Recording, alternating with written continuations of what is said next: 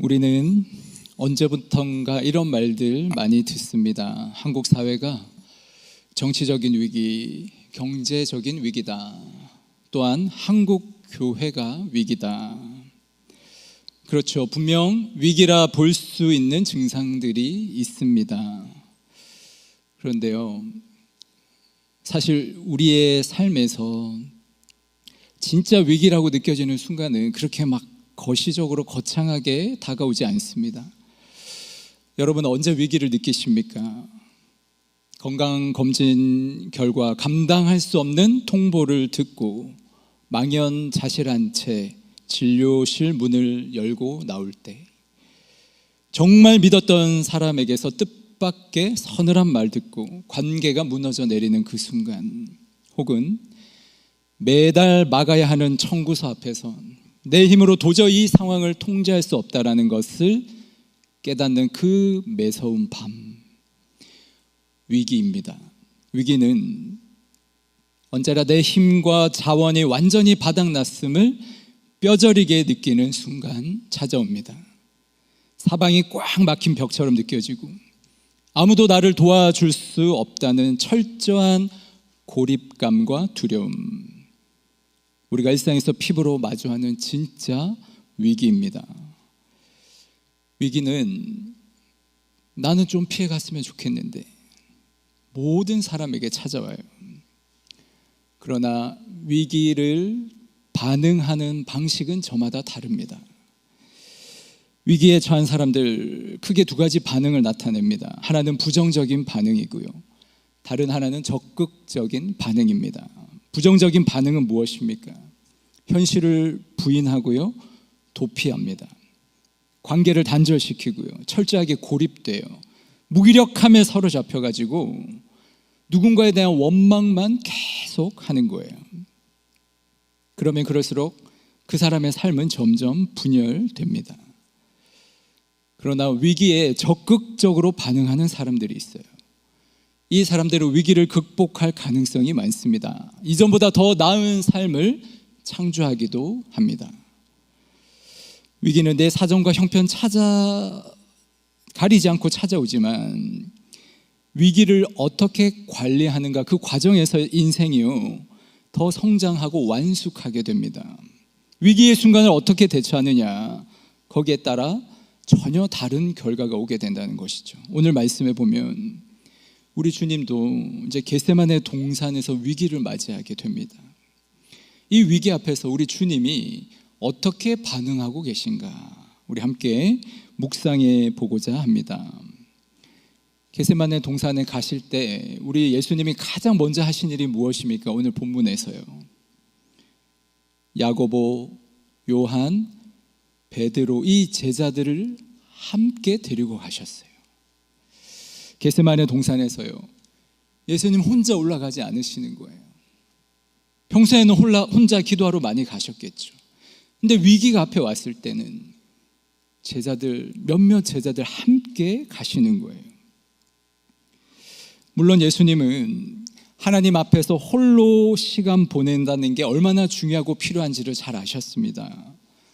은밀한 중에 혼자 골방에서 드리는 기도, 예수님 가르쳐 주셨죠. 그러나 위기의 순간에 무엇보다 누군가가 함께 있어 주는 것이 필요함을 우리 주님이 몸소 가르쳐 주고 계십니다. 그렇습니다. 여러분, 인생에 크고 작은 어려움들이 찾아와서요, 내 인생의 위기라고 느낄 때 우리에게도 함께 할 누군가가 필요합니다. 혼자 잘 이겨낼 수 있어, 나에게 하나님이 계셔, 물론 맞죠. 그런데요, 하나님은요, 성경은요, 사람들과 함께함을 통해 하나님 위로의 손길을 경험하라고 가르치세요. 4살짜리 어느 여자아이에 관한 재밌는 이야기가 있습니다. 한밤중에 이 잠을 깬 꼬마는요, 갑자기 막 두려움에 사로잡혔어요. 깜깜한 어둠 속에 온갖 도깨비들, 괴물들이 막 득실거리는 것만 같은 거예요. 이 아이는 얼른 부모님이 자고 있는 방으로 달려갔습니다. 엄마가 이 꼬마를 진정시키면서요, 손을 잡고 침실로 데려갑니다. 그리고 방에 불을 밝힌 뒤에 아이에게 이렇게 얘기해요. 얘야, 무서워할 거 없어. 너 혼자 있는 게 아니란다. 하나님이 내 곁에 계시거든. 그러자 꼬마가요, 이렇게 대꾸합니다. 하나님께서 여기 계시는 건 나도 알아요. 하지만 몸이 있는 사람이 방 안에 함께 있었으면 좋겠어요. 하나님은 눈에 보이지 않습니다. 그러나 하나님이요, 일하시는 방식, 교회라는 이 공동체를 통해 하나님의 위로를 몸으로 경험하게 하시는 거예요. 현대인들은요, 이 위기의 순간에 가까이서 그들을 사랑해 줄 몸, 그들 곁에 구체적으로 살아있는 존재를 갈망하고 있습니다.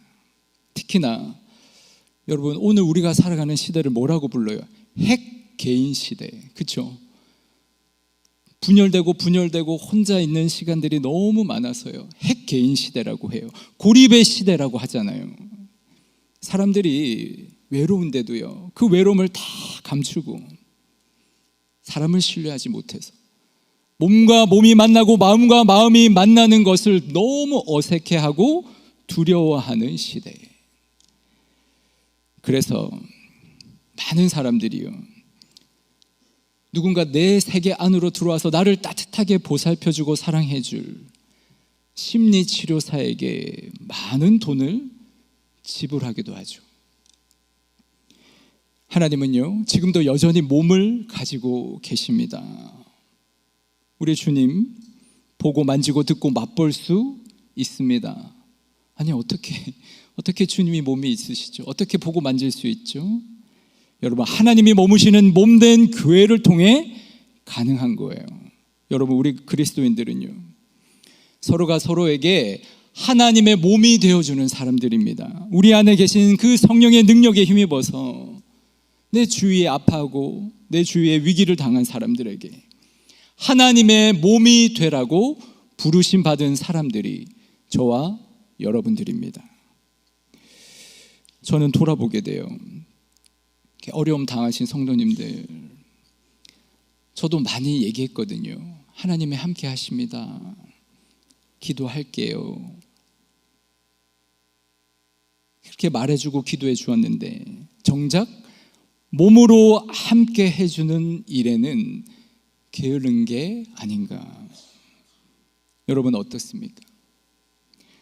예수님이 위기 앞에서요, 제자들 함께 데리고 가시잖아요.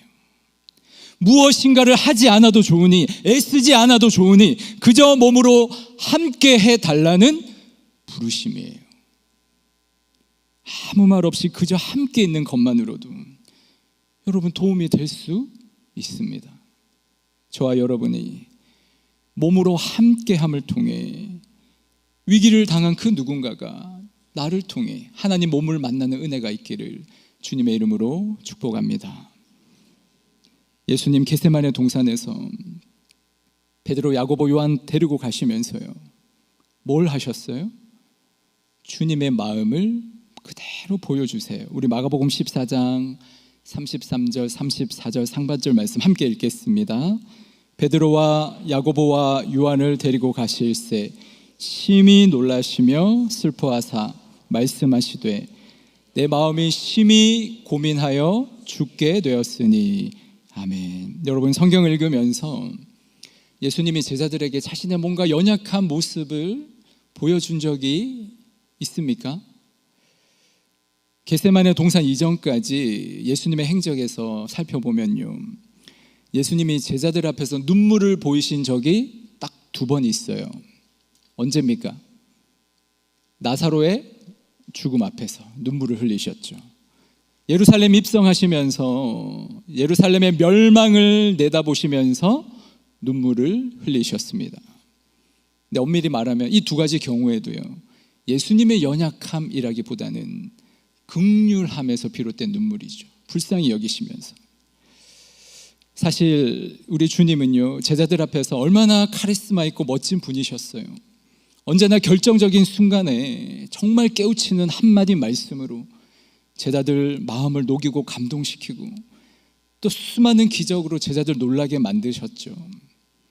그랬던 예수님인데 오늘 예수님은 제자들 앞에서 자신의 마음을 토로하고 있는 거예요.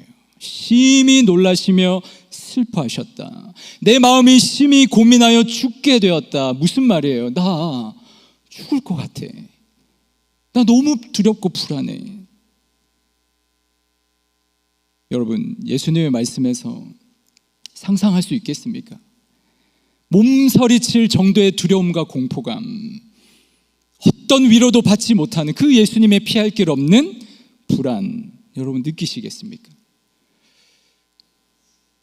우리는 여기서 예수님의 인간적인 모습, 연약함을 볼 수 있는 것 같아요. 그런데 또 한편으로 생각하면 이런 생각도 들어요. 아무런 떨림이나 안색이나 표정의 변화 없이 독배를 마신 소크라테스, 담담한 심정으로요 자신의 죽음을 의연하게 맞이한 많은 순교자들도 있습니다. 이들 생각하면 오늘 예수님의 이러한 모습은요, 인류를 구원하기 위해 십자가 지시려는 그분과는 뭔가 맞지 않게 느껴지는 것 같지 않습니까? 겟세마네 동산에서 이 예수님의 가지고 있는 두려움과 불안은요, 과연 어떠한 것입니까? 그것은 예수님 한 개인의 두려움과 불안이 아니었습니다. 모든 인류가 가지고 있는 두려움과 근심. 예수님 죄 없는 분인데 온 인류의 죄를 짊어지시고요, 하나님의 심판의 잔, 진노의 잔을 다 마셔야 하는 그 순간 앞두고 계신 거예요. 그래서 예수님의 두려움과 불안은요, 인류의 역사상 가장 독특하고 가장 큰 두려움과 불안이었습니다. 죄와 죽음에 매여서 종노릇하는 저와 여러분, 우리 모두를 놓아주기 위한 두려움과 불안. 예수님의 십자가가 왜 무겁습니까? 나무 토막이 무거워서요? 저는 아니라고 생각해요. 그 십자가의 무게는요, 이 세상 모든 인류의 죄와 상처와 아픔과 죽음의 무게였기 때문에 십자가는 무거운 것입니다. 그런데 주님이요, 그 위기의 순간에 마음을 감추는 게 아니라 야고보, 요한, 베드로에게 그대로 표현하고 있다는 거. 속을 드러내지 않는 게 미덕이다. 내 마음에 있는 슬픔, 두려움, 걱정, 눈물 감추는 게 미덕이다 생각하는 사람들이 있죠. 교회 공동체는 그렇지 않습니다. 마음을 함께 나누고 서로 위로하고요, 기도하면서 그렇게 상처가 치유되어 가는 곳이 교회인 거예요. 이런 짧은 시가 있습니다. 할머니 어디 가요? 예배당 간다. 근데 왜 울면서 가요? 울려고 간다. 왜 예배당 가서 울어요? 울 데가 없다. 세상에 마음 놓고 울 곳이 없는 거예요. 교회는 한 영혼이 내 마음 내어놓고 마음껏 울 수 있는 곳, 내 마음에 있는 거 드러내도 안전한 곳, 상처받은 사람, 슬픈 사람, 상한 사람들이 와서 마음 놓고 울 수 있는 곳이 교회가 되어야 합니다. 기독교 상담학의 거장이죠, 레리 크랩. 이분이 평생을 상담을 공부하고 상담을 해온 사람인데 이렇게 얘기합니다. 오늘날 그리스도인들이 너무나 쉽게 상담가에게 찾아가게 한 것을 나는 후회한다. 우리에게 참으로 필요한 것은 전문가의 진단이나 심리적 기법이 아닙니다. 우리 영혼의 상처는 누군가와 깊이 연결될 때, 즉 우리의 고통 속으로 기꺼이 들어와 주는 사람들과 진실하게 마음을 나눌 때 비로소 치유됩니다. 우리에게 진정으로 필요한 것은 서로의 영혼을 돌보는 안전한 믿음의 공동체입니다. 여러분, 예수님을 보세요. 오늘 예수님도요, 그 큰 위기 앞에서요, 자신의 마음에 있는 두려움, 공포, 내가 죽게 되었어라는 그 마음을 제자들에게 말씀하시잖아요. 마음을 나눈 거 아닙니까? 예수님이 왜 이 말씀을 그대로 성경에 기록해 놓았을까요? 교회가 그런 공동체임을 오늘날 우리들에게 보여주는 거예요. 깨달아 알라고 하시는 거예요. 저는 우리 교회가, 우리 목장이 마음 찢기고 상한 사람들, 슬프고 괴로워한 이들, 어디 울 곳 없는 사람들이 마음을 나누고요, 서로 위로하고 치유받는 그런 건강한 은혜의 공동체 되기를 간절히 소망합니다. 주님이 그 마음을 제자들에게 보이신 후에 한 가지 명령을 하세요. 깨어 있으라. 우리 마가복음 14장 34절 말씀 함께 읽겠습니다. 말씀하시되 내 마음이 심히 고민하여 죽게 되었으니 너희는 여기 머물러 깨어 있으라 하시고. 아멘. 주님이 깨어 있으라 하시는 거예요. 깨어 있으라, 여러분 헬라어로요 그레고레오라고 해요. 그레고레오. 단순히 졸음을 참고 잠자지 마라, 문자적인 의미는 맞지만 여기서 숨어있는 뜻이 뭡니까? 현실의 무게에 짓눌러 의욕을 잃어버린 그 체념, 무기력에서 벗어나라라는 말씀이에요. 위기의 한복판에서 영적인 안테나를 똑바로 세우라라는 말씀이에요. 우리가 두 발 딛고 있는 대구 땅, 그레고레오가 무엇인지를 보여주는 가슴 뛰는 역사가 있었습니다. 1907년 시작된 국채보상운동. 당시 나라가 1,300만 원이라는 막대한 빚을 지고 주권을 잃을 위기 앞에서 대부분 당시 우리 국민들은요, 우리 다 가난하고 힘없는데 뭐 어떻게 되겠나, 깊은 무기력에 빠져 있었어요. 체념에 잠을 잔 것이죠. 그런데 이 대구 땅에서 무기력의 잠에서 깨어난 사람들이 있었습니다. 그들은 시대의 아픔을 한탄하기만 한 게 아니라, 그냥 우울해하지만 한 게 아니라 눈을 뜨고 현실을 직시합니다. 그리고 이 시대의 나의 사명이다 생각하고요, 자신이 할 수 있는 걸 하기 시작해요. 남자들은 담배를 끊고 돈을 모았습니다. 부녀자들은요, 아끼던 비녀와 가락지를 기꺼이 빼놓았어요. 모두가 끝났다고 고개 숙일 그때 현실을 직시하고 깨어있던 한 도시의 작은 결단이 여러분 이 전국을 깨우는 희망의 불씨가 되었습니다. 여러분, 오늘 이 시대에도 깨어있는 사람들이 필요합니다.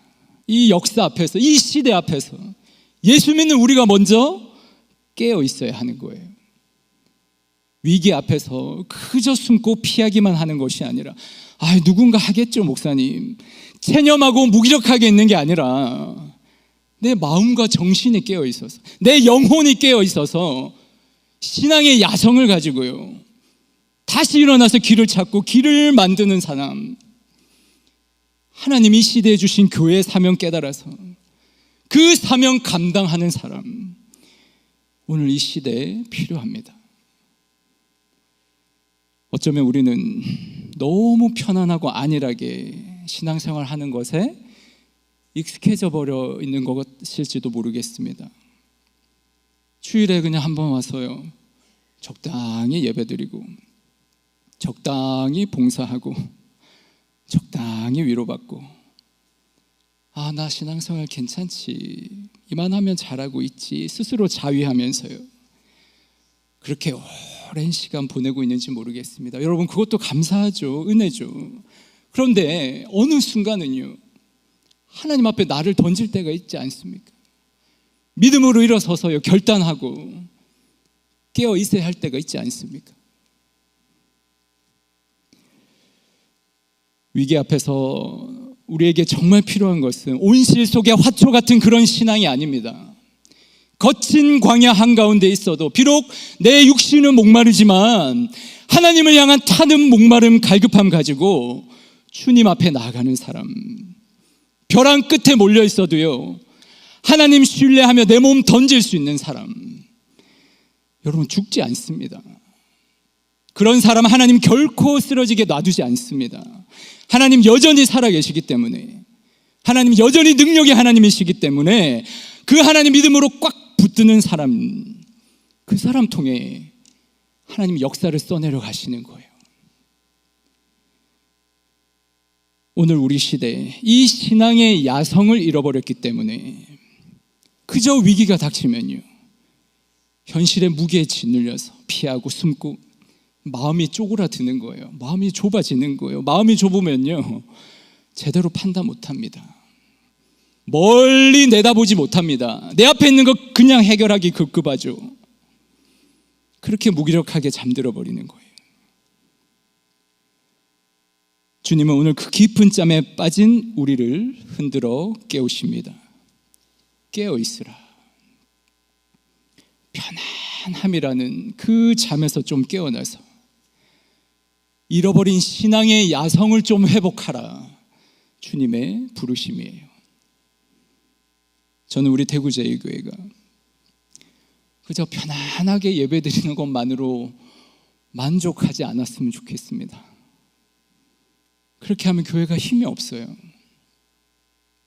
내 삶의 위기 앞에서 더 이상 뒷걸음치지 않고요, 이 안일함의 껍질을 깨고 일어나서 신앙의 거룩한 야성으로 무장할 때 우리 앞에 놓이는 그 위기는 나를 침몰시키는 파도가 아니라 나를 단단하게 빚어내는 은혜의 파도가 될 줄 믿습니다.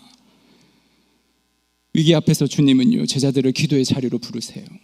우리 마가복음 14장 38절 말씀 함께 읽겠습니다.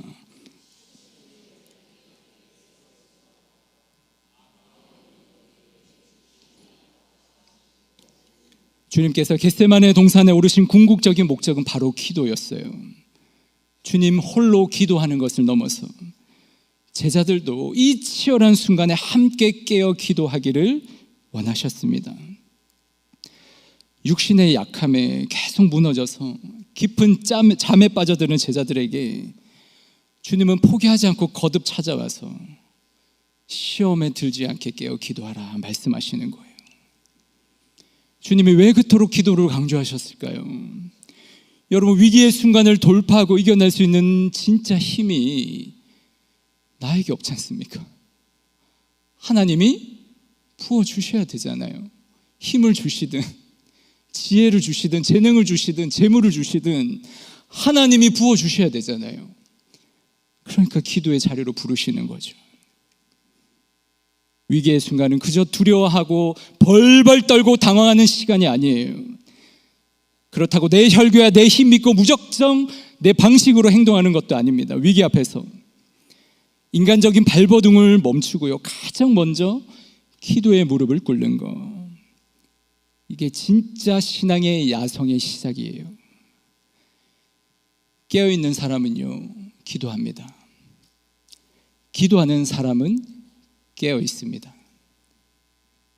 영적으로 이 깨어서 기도의 자리를 지키는 사람은요, 이 인생의 거대한 위기가 내 앞에 닥쳐와도 그것을 하나님의 능력을 경험하는 반전의 기회로 삼을 수 있는 거예요. 그러나 깨어있지 못한 사람은 기도하지 못해요. 기도의 자리로 나가지 못하니까요, 계속 편안하게 영적인 수면 상태에 빠져 있는 거예요. 여러분, 이런 사람은 위기가 코앞에 닥쳐도요, 그게 위기인지 분별조차 못합니다. 그렇게 살다가 정작 위기가 터지면요, 당황한 나머지 무엇을 어떻게 해야 될지 몰라요. 분별할 수 없어요. 이리저리 휩쓸리다가 그저 그렇게 시간에 휩쓸려 가버리는 거예요. 사랑하는 성도 여러분, 지금 인생의 크고 작은 위기를 맞이하고 계십니까? 아니면 오랜 시간 동안 너무 익숙해져서요, 영적인 깊은 잠을 자고 계십니까?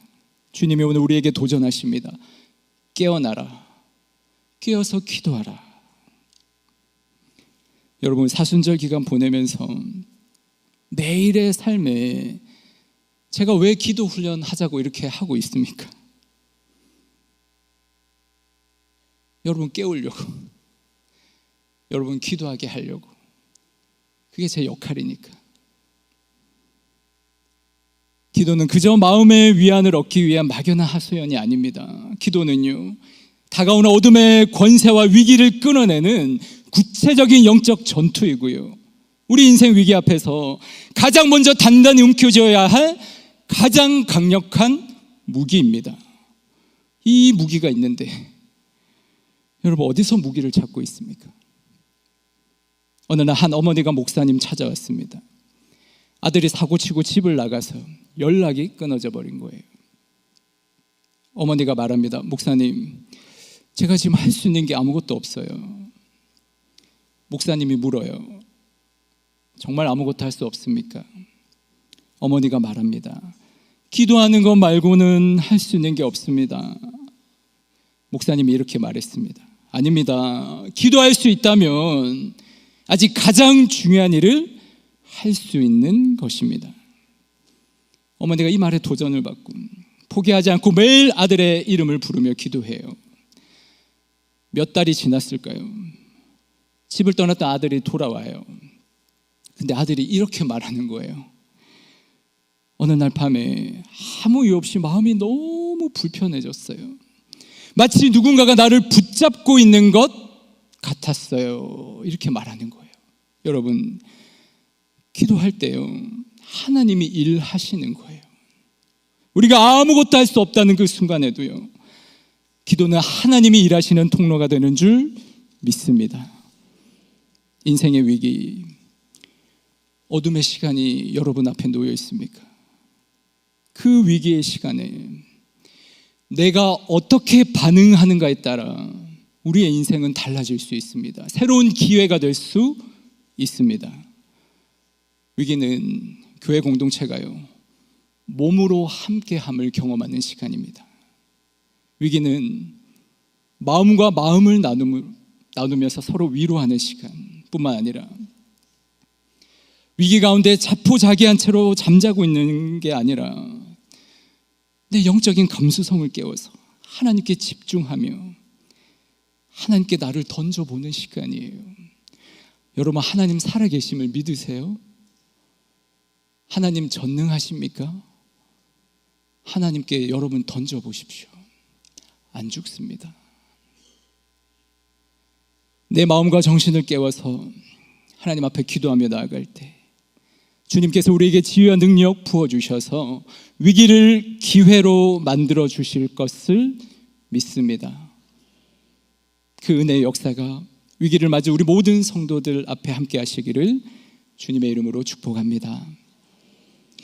사랑의 하나님, 인생의 여러 가지 위기를 맞이합니다. 위기의 순간이 다가올 때 두렵습니다. 불안합니다. 다가오지 않은 미래가 어떨지 때로는 공포스럽기도 합니다. 하지만 겟세마네 동산에서 위기 앞에서 예수님의 하신 반응들을 묵상합니다. 위기의 순간에 몸으로 함께하는 사람들 되게 하여 주옵소서. 위기의 시간에 내 마음을 누군가에게 나눌 수 있는 용기도 허락하여 주셔서 마음과 마음을 나눌 때 서로 위로받고 치유되는 은혜를 경험하게 하여 주옵소서. 하나님, 그저 편안하게 예배드리는 것만으로 만족하지 않게 하시고 이 시대 가운데 하나님 주신 사명 가운데 깨어있는 그리스도인 되게 하여 주옵소서. 하나님, 기도라는 강력한 무기를 주셨음에도 불구하고 다른 곳에 가서 두리번거리는 우리들의 어리석음이 있습니다. 깨어 기도함으로 위기를 기회로 바꾸는 우리 모든 성도들 될 수 있도록 역사하여 주시옵소서. 예수님의 이름으로 기도드립니다.